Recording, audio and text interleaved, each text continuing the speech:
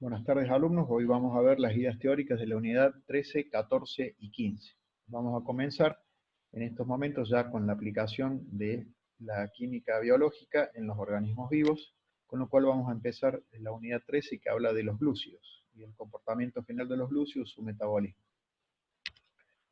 Los glúcidos, tenemos que tener en cuenta cuál es el concepto de glúcido o hidrato de carbono, siempre carbohidrato, el nombre como lo vamos a encontrar en la bibliografía. Siempre tenemos que rescatar de que está compuesto por tres elementos que lo hacen característico, que son el carbono, el hidrógeno y el oxígeno. Siempre que hablemos de un glúcido o un hidrato de carbono, tiene que estar presente el carbono, el hidrógeno y el oxígeno.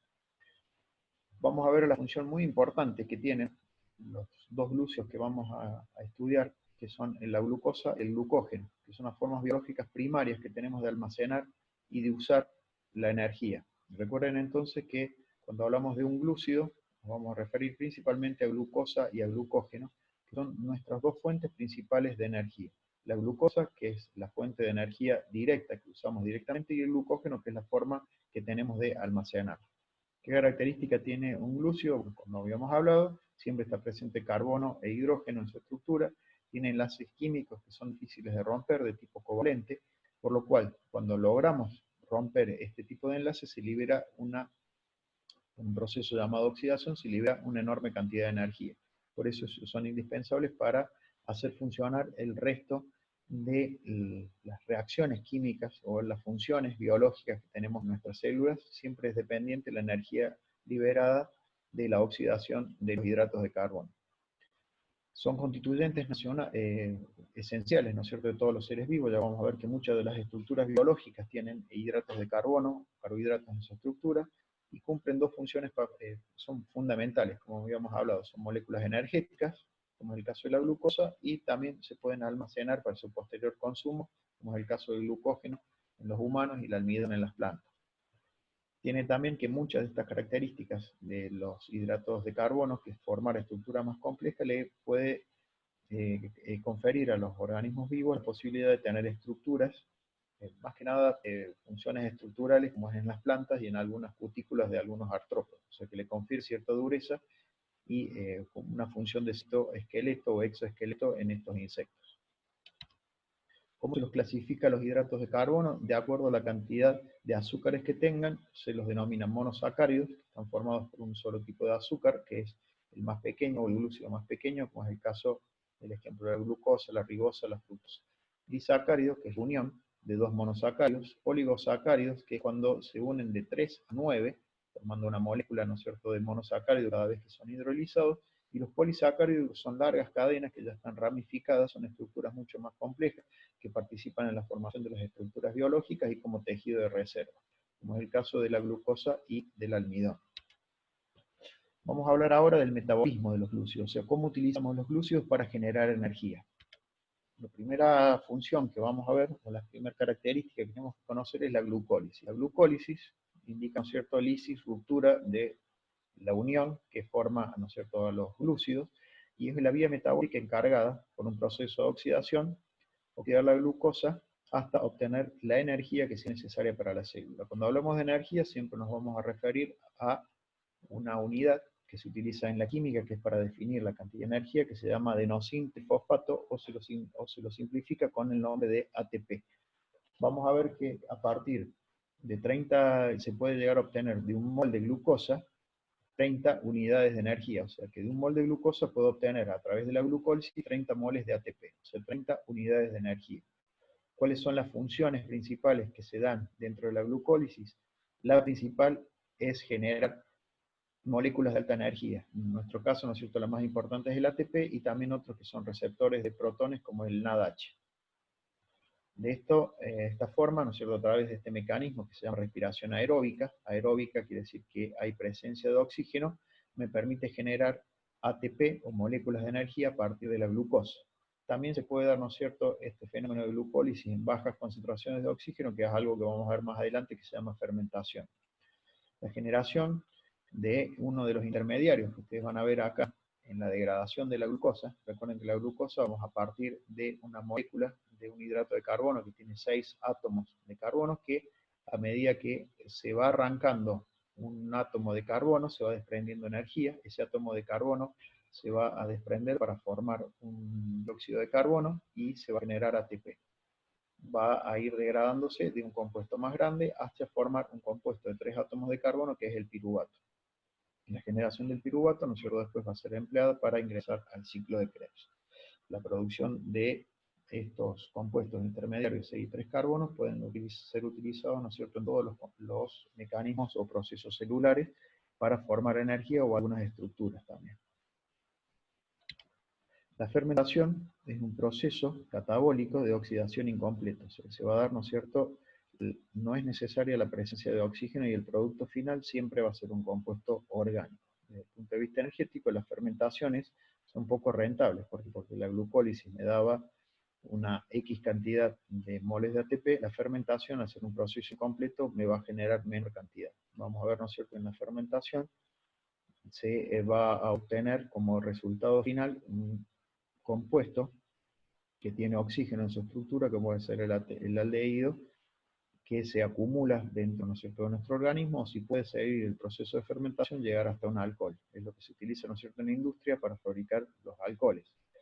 Mientras que en nuestro organismo se detiene la formación de los aldehídos, que es lo que se acumulan en nuestro organismo como proceso o como resultado del proceso de fermentación, por esta, ¿no es cierto?, esta glucólisis incompleta y en estado anaeróbico, y que esa acumulación de aldehído es lo que provoca a nivel muscular los calambres. Recuerden cuando hacemos un ejercicio físico intenso anaeróbico, por ejemplo levantar pesa en el gimnasio, y hacemos toda esa ejercitación de alto rendimiento, ¿no es cierto? Y no es un ejercicio aeróbico, es algo que es anaeróbico, generalmente va a provocar una fatiga y los calambres y el dolor muscular por acumulación de estos aldehídos.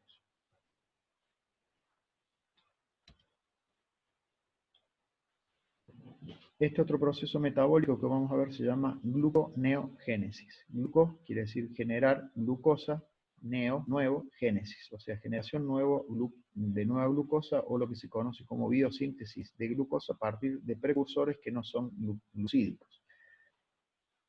La fuente que vamos a obtener para fabricar la glucosa provienen de algunos otros compuestos, como son derivados de algunas proteínas, derivados de algunos lípidos que pueden ser utilizados como intermediarios para fabricar la glucosa. La gluconeogénesis es algo que se da exclusivamente, ¿no es cierto?, a nivel del hígado, y es un proceso que permite a los organismos superiores, como es el humano, obtener glucosa cuando no tenemos un aporte de glucosa en la dieta. Esto es algo que se activa cuando hacemos una dieta muy estricta, donde no comemos o no ingerimos glucosa. Entonces nuestro organismo comienza a fabricar glucosa a través de otras sustancias, otras intermediarias, como es el caso de lo que ocurre del glicerol, que es un componente de los lípidos. Recuerden entonces, cuando hacemos dieta, empezamos a quemar lo que se conoce como grasas, que ingresan al ciclo, ¿no es cierto?, la gluconeogénesis, a través del ciclo de Krebs, que es un ciclo integrador que vamos a ver más adelante cómo funciona. Otra fuente que vamos a obtener para fabricar glucosa, aparte del glicerol que proviene de los hidratos de carbono, van a ser los aminoácidos que tenemos de las proteínas. Entonces recuerden que a partir de las proteínas o a partir de los lípidos podemos llegar a generar o fabricar la glucosa que no está siendo ingerida. La glucógenogénesis, acá tenemos que diferenciar, parece que se escribe igual, pero es completamente distinto, es generar glucógeno a partir de los excesos de glucosa que tenemos en nuestro organismo. El metabolismo, ¿no es cierto?, del glucógeno proviene de que vamos a fabricar ante un exceso de glucosa el glucógeno, que es nuestra forma de acumular los hidratos de carbono en nuestro organismo. Este proceso se lleva a cabo principalmente en el hígado. Cuando tenemos una oferta aumentada, ¿no es cierto?, o altos niveles de glucosa en nuestro organismo, toda esa glucosa que está de más, nuestro organismo lo entiende como algo que hay que acumular. La forma que tiene de acumularlo es a través de la fabricación del glucógeno. Entonces, en un mecanismo, cuando tenemos una alta oferta, en un organismo, una alta oferta de glucosa, los excesos de glucosa van a ser acumulados como glucógeno, y esto se da principalmente, o sea, el lugar de acumulación en el hígado y en los tejidos musculares, principalmente. El ciclo de las pentosas es un ciclo por el cual tiene una función principal que es generar la ribosa. La ribosa vamos a ver que es un hidrato de carbono muy importante para fabricar el ADN. Entonces, ya sea el ADN o el ARN tienen ribosa o desoxirribosa, que son azúcares esenciales para fabricar nuestro material genético. Esto es un proceso, ¿no es cierto?, que se encuentra regulado por la acción de una hormona, que es la insulina, que utiliza, ¿no es cierto?, una degradación de la glucosa hacia la pentosa. O sea, pasamos de un compuesto de 6 átomos de carbono, que es la glucosa, hacia la ribosa, que es lo que nosotros tenemos que formar, que es un azúcar que tiene 5 átomos de carbono y que es el constituyente principal de los ácidos nucleicos.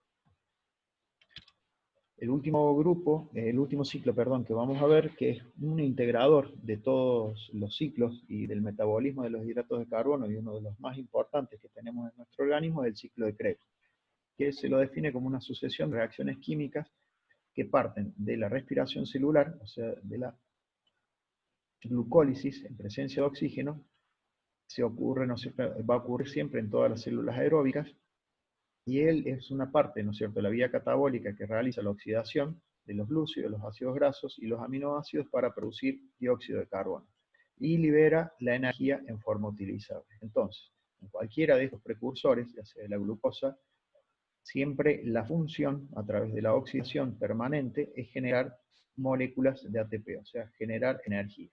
Entonces la glucosa se va a degradar a 2 piruvatos, de esos 2 piruvatos se van a seguir degradando a 2 acetilcoenzimas, esto es lo que ocurre normalmente en la glucólisis que habíamos visto. Esas 2 acetilcoenzimas van a ingresar al ciclo de Krebs y van a generar 18 ATP. En una primera fase van a generar luego 4 ATP y van a generar después 2 ATP más. Es decir, que van a generar en total 24 ATP sumados a los anteriores que se había generado por la glucólisis. ¿Qué es lo que hace el ciclo de Krebs?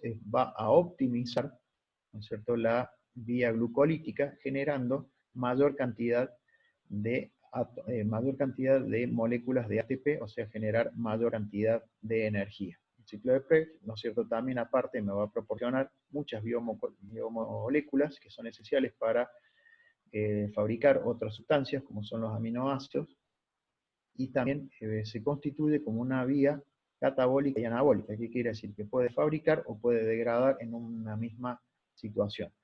Básicamente, para entender el funcionamiento del ciclo de Krebs, van a ver ustedes que habíamos hablado que ingresaba la acetilcoenzima A, se va a unir con el oxalacetato, que es el producto, ¿no es cierto?, que se da en este ciclo. Siempre se va a generar oxalacetato, se va a unir 2 acetilcoenzima A que vienen, ¿no es cierto?, de la glucólisis para formar el ácido cítrico. Ese ácido cítrico de 6 átomos de carbono se va a ir degradando, y cada vez que le voy arrancando un átomo de carbono se va a generar ATP, se va a generar dióxido de carbono. Se va a degradar, de 6 va a pasar a 5, de 5 va a pasar a 4, siempre voy a ir sacando dióxido de carbono y generando energía.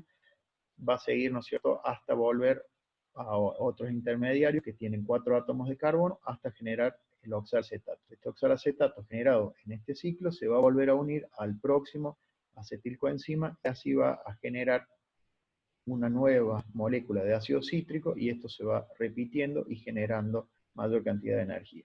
Habíamos hablado que en el ciclo de Krebs también se van a formar algunos componentes que van a servir para otros procesos que habíamos visto, como era la gluconeogénesis y la glucogenogénesis. También se utiliza para sintetizar algunos aminoácidos, o sea, para fabricar proteínas o para degradar proteínas, para fabricar lípidos o para degradar líquidos. Entonces, el ciclo de Krebs, hablamos que es un ciclo que integra a todas las otras reacciones metabólicas que vamos a ver de los compuestos esenciales para la vida. Vamos a hablar ahora de los lípidos. Los lípidos, entonces, vamos a hablar que es una estructura que es mucho más compleja, ¿no es cierto?, que el hidrato de carbono. Está formado principalmente por carbono, hidrógeno, pero incluye el fósforo, el azúfero, el nitrógeno y el oxígeno para formar estas estructuras más complejas. ¿Cuáles son las estructuras o funciones principales que va a tener un lípido? Tiene una función energética, que es todo aquello que se va a constituir como tejido de reserva. Recuerden que nuestro organismo, cuando no utiliza algo, lo acumula como tejido de reserva. Como es el caso de que usamos a los lípidos como tejido de reserva. Cuando nosotros comemos de más, todo lo que comemos de más se va a transformar en lípidos que se van a depositar, ya sea como triglicéridos, por ejemplo en el caso de los humanos. También otra función que tienen los lípidos es estructural, como son los fosfolípidos, la bicapa lipídica de las membranas plasmáticas de las células, y tiene también una función reguladora como lo son las hormonas esteroideas que vamos a ver más adelante. Un lípido siempre tiene una estructura química que es una larga cadena carbonada y una cabeza que es polar.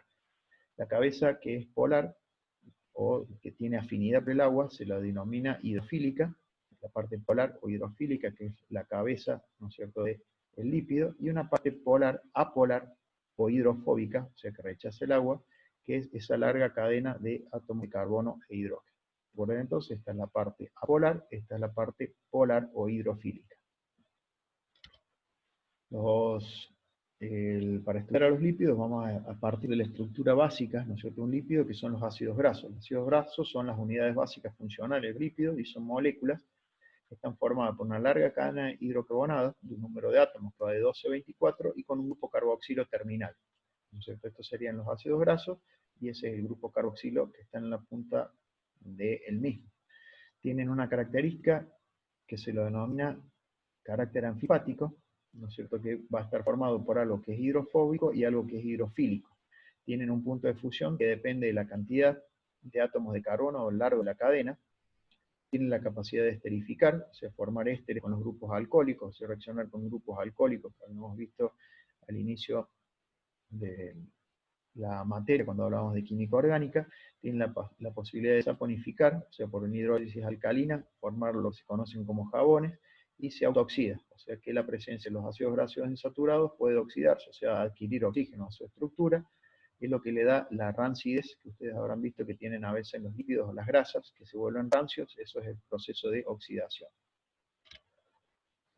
Vamos a ver a la clasificación de los lípidos, de acuerdo a su complejidad. Los que vamos a ver primero son los acilglicéridos, son lo que se denominan ésteres de ácidos grasos, que están unidos con un glicerol. Entonces siempre van a encontrar ustedes un ácido graso, las cadenas, ¿no es cierto?, de los ácidos grasos, que van a estar unidos a una molécula de glicerol, que sería un alcohol unido a ácidos grasos. Tienen la posibilidad de unir 1, 2 o 3 ácidos grasos, y eso es lo que le da distintos nombres. Monoglicérido, cuando uno une a un solo ácido graso; diglicérido, cuando une a 2; triglicérido, cuando une a 3 ácidos grasos.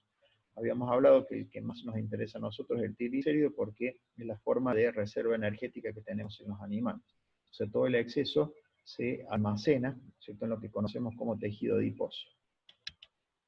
Los fosfolípidos están formados principalmente por un ácido, que es el ácido fosfatídico, una molécula compuesta, ¿no es cierto?, por el glicerol unido a 2 ácidos grasos.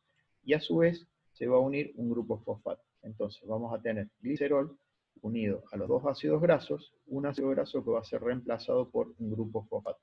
Recuerden que son una característica, ¿no es cierto?, los fosfolípidos estructural de la arquitectura de las membranas biológicas. Entonces, muchos de los fosfolípidos que nosotros conocemos son constituyentes de las membranas biológicas. Los fosfoesfingolípidos están formados por la esfingosina, que es un aminoalcohol de cadena larga que se une a un ácido graso, conforman un compuesto que se llama ceramida, al que se le une un grupo fosfato. Entonces vamos a tener la esfingosina unido, ¿no es cierto?, a un ácido graso, y a su vez el tercer lugar que va a estar uniendo la esfingosina va a estar uniéndola al ácido fosfórico, ¿cierto?, para dar el fosfato, es lo que le da la característica y el nombre de fosfoesfingolípido. Lo vamos a encontrar principalmente los fosfoesfingolípidos como constituyentes principales de la mielina, que es un fosfoesfingolípido que recubre los axones de las neuronas. Los glucolípidos, acá vamos a tener, ¿no es cierto?, siempre la ceramida, que era la estructura anterior que habíamos visto, solamente que acá vamos a reemplazar al grupo fosfato, va a ser reemplazado por un glúcido. Entonces, donde figuraba en los fosfolípidos que habíamos visto anteriormente, vamos a reemplazar el grupo fosfato ahora por un grupo glucídico. tenemos acá, ¿no es cierto?, una clasificación, los dos más importantes con función biológica, los cerebrócidos y gangliósidos, que son constituyentes del tejido lipídico del cerebro y de los ganglios linfáticos. Otros que están en menor cantidad, menor concentración en nuestro organismo son los terpenos y los esteroides. Los terpenos biológicos son moléculas derivadas del isopreno y tienen función principal en la constitución de las vitaminas de origen lipídico, la vitamina A, la vitamina K y la vitamina E, y lo van a encontrar también en los carotenoides, que son pigmentos que le dan el color naranja, por ejemplo, que tiene la zanahoria. Los esteroides son derivados, otro grupo, ¿no es cierto?, de lípidos, son derivados del hidrocarburo esterano, que es un constituyente principal del colesterol. Nosotros vamos a utilizar mucho el colesterol para las estructuras biológicas y también como fuente de energía. Es importante también conocer que en muchos de las sustancias lipídicas que nosotros conocemos en nuestro organismo derivan del colesterol, por eso es indispensable tener colesterol en nuestro organismo, que se utiliza para fabricar corticoides que tiene nuestro organismo, las hormonas sexuales. De esta manera vamos a terminar la definición y la clasificación de todos los lípidos. En la próxima clase vamos a ver el metabolismo de los mismos.